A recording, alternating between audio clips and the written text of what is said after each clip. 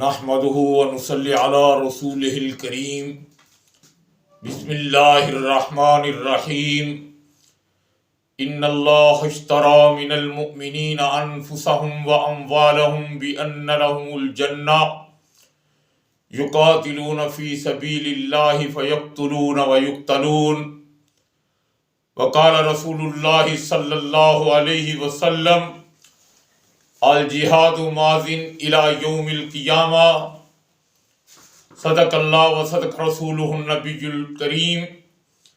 عزیزان من بھائیو، قرآن کریم کی آیات جو میں نے آپ کے سامنے تلاوت کی ہے، اس کے اندر اسلام کا ایک عظیم فریضہ جہاد فی سبیل اللہ کا حکم ہے۔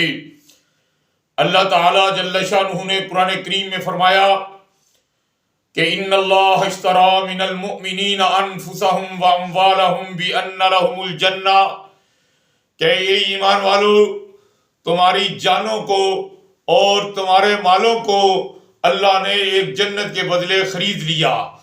فیقتلون ویقتلون، تم اللہ کے رستہ میں قتال کرو گے، کبھی قتل کرو گے، کبھی قتل ہو جاؤ گے۔ وعدن علیہ حقا فی التوراۃ والانجیل والقرآن، یہ وعدے اللہ کے تورات، انجیل، زبور اور قرآن کریم میں بھی موجود ہیں۔ اور فرمایا کہ الجہاد ماضٍ الی یوم القیامہ، جہاد قیامت تک جاری رہے گا۔ یہ عادل بادشاہ کے عدل یا ظالم کے ظلم اور اس کی طاقت سے نہیں ختم ہوگا، اور جب تک امت مسلمہ جہاد کرتی رہے گی، ادیان باطلہ پر دین غالب رہے گا۔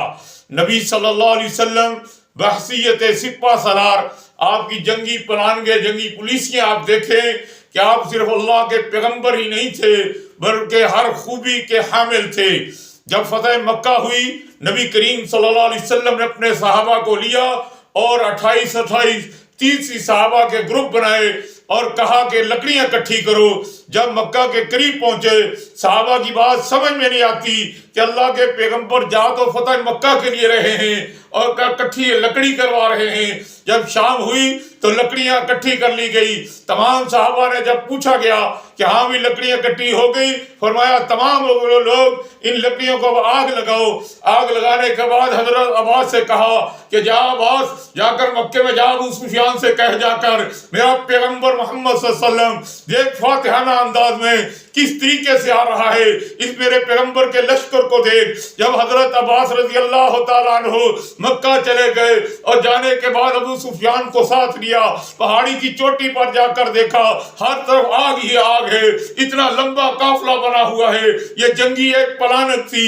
اور دیکھنے کے بعد حضرت عباس نے کہا اب میں کیسے بچ سکتا ہوں؟ فرمایا کہ نبی پر ایمان لے کر آؤ۔ فرمایا پھر میرا یعنی کہ اس کی دعائی ضمانت کون دے گا؟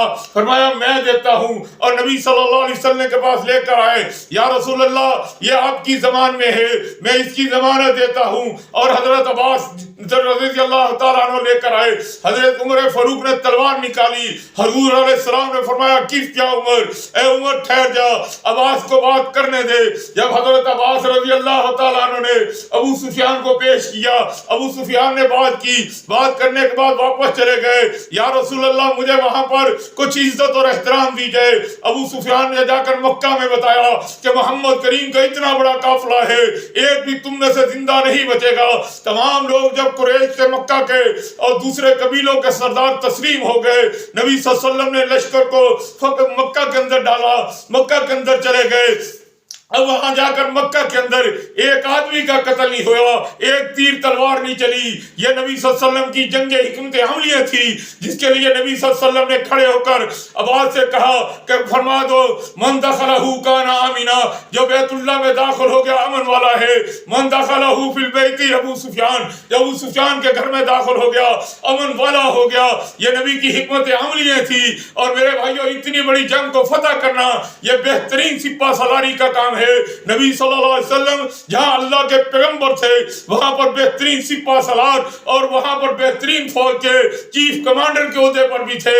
دعا ہے اللہ تعالیٰ جل شانہ نبی صلی اللہ علیہ وسلم کے والی حکمت عملیہ پر ہمیں اور آپ کو عمل کی توفیق عطا فرمائے، اور امت مسلمہ کو ادیان باطلہ پر اللہ غالب فرمائے۔ وآخر دعوانا ان الحمد للہ رب العالمین۔